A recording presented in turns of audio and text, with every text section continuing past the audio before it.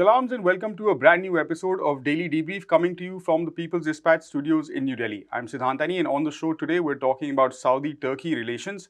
We're also talking about a new report on labor conditions in US prisons and another blow to the Tories in the United Kingdom.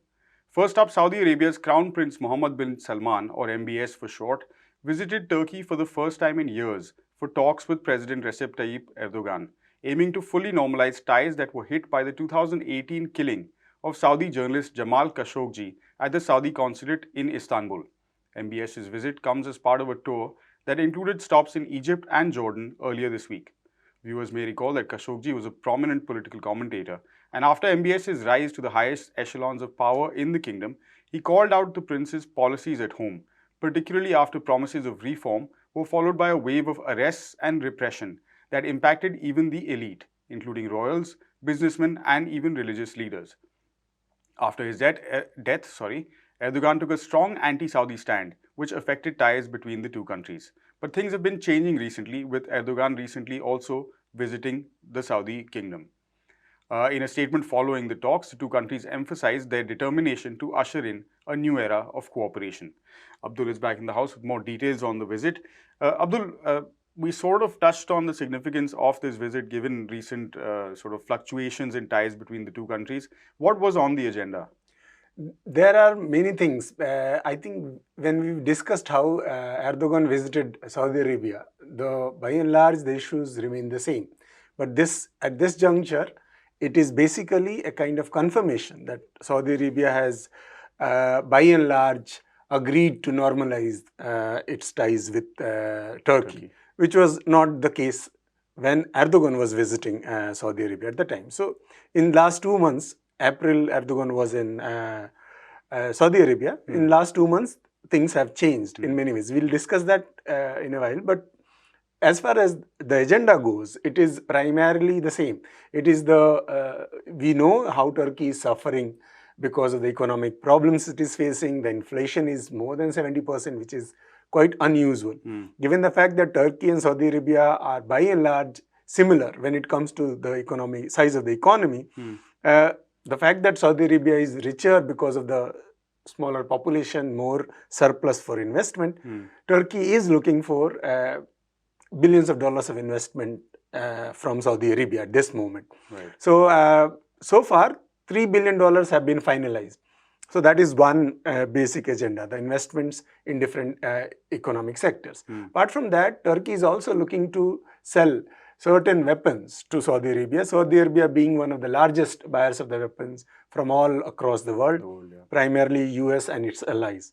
Turkey is trying to sell its drones to Saudi Arabia, which is the deal which is under consideration. Apart from that, the normalization also is on different other levels. As you rightly pointed out, Khashoggi's, after his killing, the other relationship between both the countries had deteriorated to another level, which included even the cultural kind of exchanges being blocked. So now they are looking to kind of reopen all those things. For example, Saudi did not allow the Turkey's cultural, for example, TV channels, newspapers, the cultural exchanges, day-to-day cultural exchanges have from between two countries. Now they are trying to basically restore all these things. So there are many things which are on agenda, but primarily the economy is at the center. There is one more thing which we need to see, the regional aspect of it. Both Turkey and Saudi Arabia are basically trying to create some kind of alliance which basically will kind of counter to some extent the rising influence of Iran and to some extent other countries. Right. So these are the basic agendas I think in this meeting. You were mentioning briefly the other forces at play, obviously regional politics and now to an extent even global politics with NATO coming into the picture, also probably factoring into the conversation somewhere. Some more details on those aspects? Salman's visit to Turkey was not only Turkey. visit to Turkey. He visited Jordan, he visited Egypt. This confidence, because he did not visit most of these countries for quite a long time. COVID was one of the reasons, but apart from that, there was also the international backlash which happened after Khashoggi's killing, kind of undermined it. It seems undermines its confidence in kind of playing a major regional role. Right. Now that Biden has decided to visit Saudi Arabia, and US and Saudi Arabia relations are becoming kind of reviving to some extent, because it is very rare to see American presidents taking a public stand and then going back on something. So that gives MBS some kind of another level of confidence. Apart from that, we also see a huge recovery of Saudi Arabia's economy recently, primarily because of the rise in the oil prices, rise in the which is the major commodity which Saudi Arabia survives on. So that has led to an unprecedented boom in Saudi economy. That has given a kind of, these two elements together has given some kind of confidence to Saudi Arabia to kind of, and particularly MBS, who had an ambition to play a much more greater role in the larger region. He sees himself as the leader of the region, and that is the reason that you see Iran's, one of the major factors that it is seeing an opportunity to revive Saudi Arabia's basically role in the region as a counter to the rising influence of Iran, which basically, particularly MBS became defensive, apart from Khashoggi, when it happened in Syria that Russia came in and kind of its allies were defeated, and that the larger plot against Syrian regime failed, and Iranians became much more strong in Iran and in Lebanon and in Yemen. So all these things, these factors, I think, put together basically creates a situation where Saudi Arabia thinks that it is in a better position now to play a much more active regional role than before. And that is why this visit becomes significant at this moment. And for Erdogan as well, leading up to elections, again, this investment and everything becomes a key From aspect. the Turkish point of view, it is primarily the economic recovery before the crucial elections. That election can make and break Erdogan's more than a decade's rule. All right. Thanks, Abdul. Stick around because you've been studying a report that we're talking about next, and we'll need some more details on that. Prison labor in the United States creates as much as $11 billion in goods and services annually, a new study has found. However, unsurprisingly, imprisoned workers generating this value who perform vital services do so for low wages and barely any security guarantees. The detailed report released earlier this month by the ACLU, that's the American Civil Liberties Union, as well as the University of Chicago's Global Human Rights Clinic, said almost as many as 800,000 of the 1.2 million Americans who are incarcerated in state as well as federal prisons perform labor during their time behind bars. The work of these prison laborers is often compensated for at as little as 13 cents an hour, and in some states, not at all. This points to the deeply racist legacy of the US prison system. Abdul, apart from these brief points that we mentioned, what are the key findings of this detailed ACLU report? Well, this report highlights many things which we by and large know, but kind of provides some facts which was missing in the public discourse for quite a long time. One of the major things which it talks about, apart from the thing that it generates a lot of wealth and most of the prisoners are not paid enough wages, as you rightly pointed out. Apart from that, it also talks about how they can't even refuse to work. It means it is some kind of slave labor they are forced to do. If they refuse to work, they are punished in various ways. For example, solitary confinement, denial of their right to meet their relatives, and so on and so forth. Apart from that, the report also highlights that most of the wages they get, whatever little wages they get, though 7 out of 50 states do not pay any substantial wage, those who even pay 80% of those wages are withheld by the prison authorities, by the United States, the state authorities, in the name of providing essential services, which are anyways essential and as a right to these prisoners. For example, providing them sanitary facilities, providing them Healthcare facilities and other things. So they are charged for all these things, and whatever they get, they are deducted from that those wages.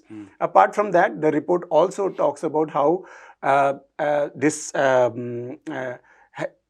particular practice is kind of continuing the racist discrimination which US has been prone to for centuries.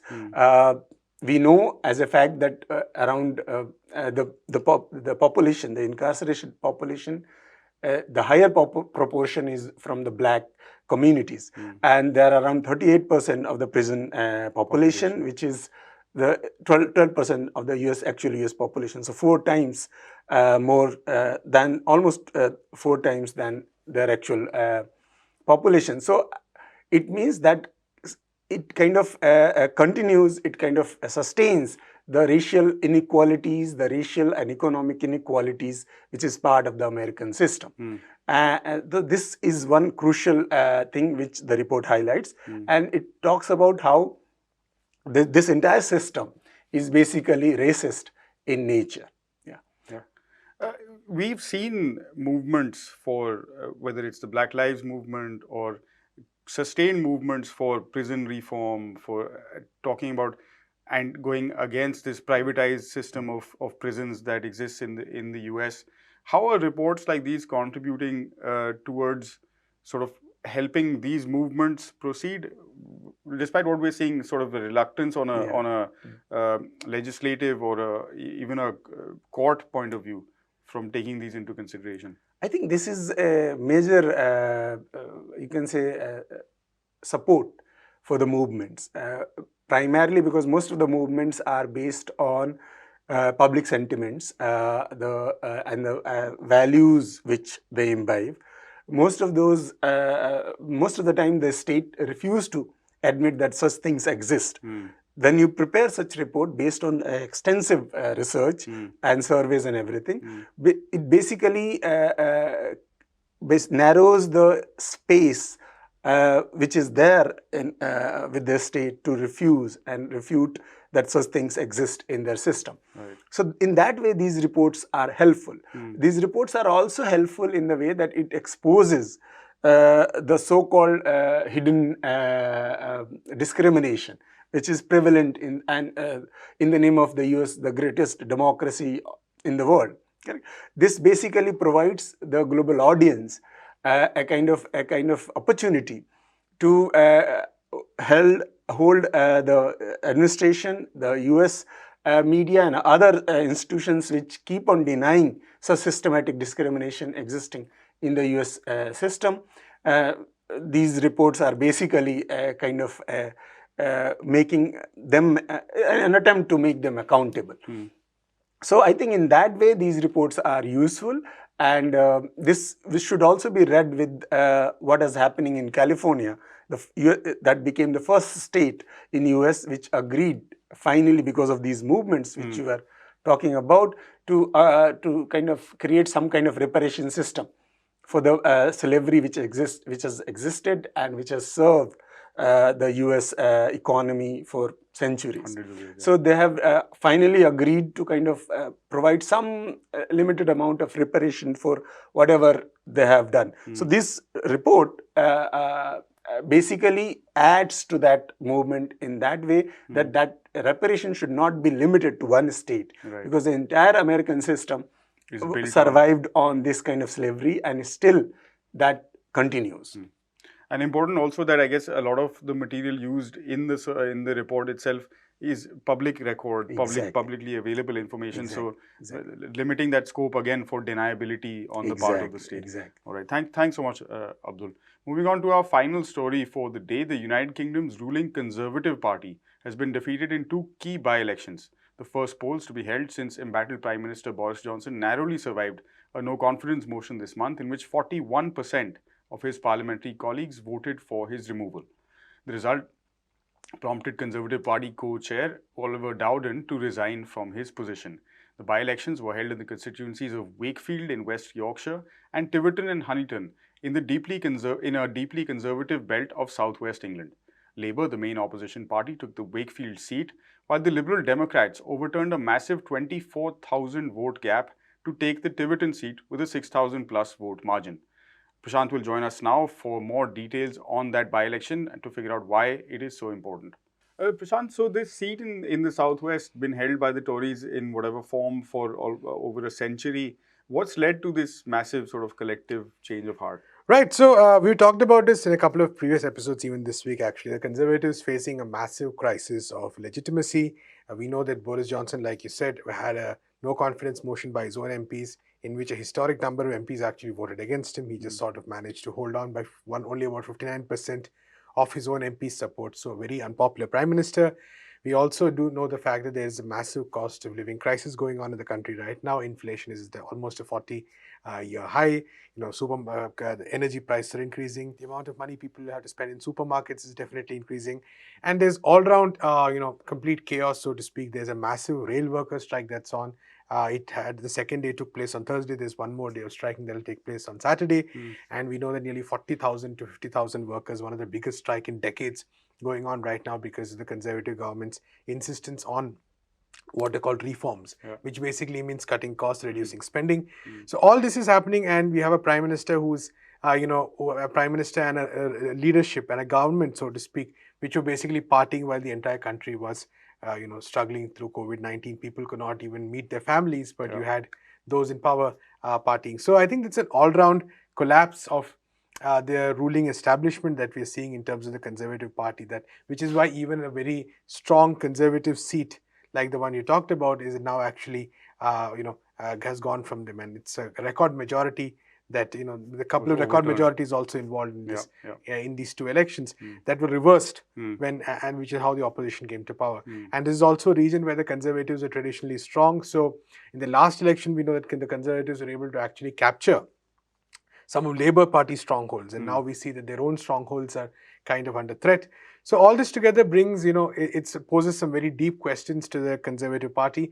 But the thing to be noted is that the party shows no sign of wanting to learn or wanting to change at all, because this is a party and a government which is in thrall of its own ideology. This ideology of austerity, this ideology of not worrying basically about caring only for big business and the big corporates and not about the working people.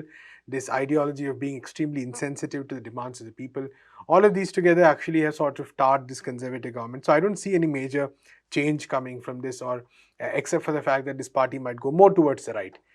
More towards these inhuman policies against migrants, more towards inhuman policies against those who are working and struggling, and policies that are mainly pro-corporate. Even if Boris Johnson somehow steps down, the alternatives that are there, say Foreign Secretary Liz Truss or Rishi Sunak, who's now no longer in the running, all of these people exactly have very much the same ideology. So the Conservatives that way are just a combination, it's just a choice between right and more right and more right and more right. So there's really nothing that redeems them, so to speak. So we have, so I think this is kind of, we are seeing this entire movement in that, this entire party and this government, that kind of a crisis.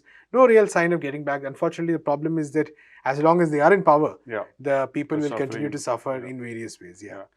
So with that context, what does it mean for Labour as the main opposition party, and going forward, how do we see UK politics shaping up? Right. So this is a problem here, because we know that the Labour itself has tried to completely move away from what brought some of its most significant victories. They've sort of moved away from what Jeremy Corbyn and the more progressive section of the Labour Party represented. Now, let's be clear, they also made some mistakes. But nonetheless, they had a very different agenda for the United Kingdom as a whole. That agenda was something that, galvanized a large section of the youth, got them very interested, more and more people joining Labour. There were a record number of new members for the party. The entire process was kind of derailed once, basically the Labour establishment sort of got together and decided that Jeremy Corbyn and his supporters were too much of a risk. And then under very false pretenses, he was moved out, he was pushed out of the party.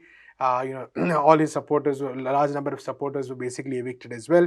And now a very centrist, bland leadership has come to power in Labour under Keir Starmer. And it's important to note that as this railways workers' strike is going on, the Labour Party leader, mind you, has actually told his MPs that they are not supposed to go and support the striking railway workers. In fact, he's warned of disciplinary action against those who support the railway strike. So, Labour's policies are in many ways absolutely no different from that of the Conservatives. They too seem to be taking this middle path of broadly supporting the same economic policies which have caused this crisis. Broadly, maybe not so much the social policies, maybe on social policies they may be a bit better, but nonetheless in terms of economic policies or anything meaningful that brings about drastic improvement to people's lives, they're unlikely to do anything of that sort. They too seem to have largely accepted this market orthodoxy, which was what characterized Tony Blair's government and Gordon Brown's government, and basically threw the Labour out of power, let's say 10 years ago or so. So nothing really, the only difference right now is maybe that the public anger towards the Conservative Party is so high that there might be some amount of, Labour might be benefiting out of it, or they might be getting a bit of a boost out of it. But this also means that, for instance, if the Conservatives manage to, through rhetoric or through some kind of flashy moves, stage a bit of a comeback, Labour again might sink again. So the point is that Labour's performance is not independent, does not seem to be independently strong. People do not seem to be inspired by the what the Labour Party seeks to proposes for society or seeks to achieve. It's more of dissatisfaction with the Conservatives that seems to be driving Labour's success, which makes it a very weak foundation for success. Yeah. So keeping this in mind, it's very, hopes are not really that great for Labour as well, because at the most, their best chance might be a very disgruntled country sort of giving them a half chance, so to speak, in the next election, if they're able to keep this momentum. And if not, who knows what might happen again. So not a great time for politics in UK in general, because all the three contenders, for the Liberal Democrats for that matter, very few alternatives being brought into the picture by all three contenders. And we have a huge cost of living crisis, a huge, great amount of poverty, people standing in food queues, none of which are really being addressed. And then coupled with all the sort of welfare issues that absolutely come with it, the continuous amount of spending, cutting of spending that is taking place. Absolutely, All right, thanks, Prashant. With that, we'll call a wrap on this episode of Daily Debrief from Prashant, myself, and the entire People's Dispatch team. Thanks very much for watching. For more details on all of these stories, you can, as always, head over to our website, peoplesdispatch.org, and follow us on all the regular social media platforms. Thanks for watching. See you tomorrow. Goodbye.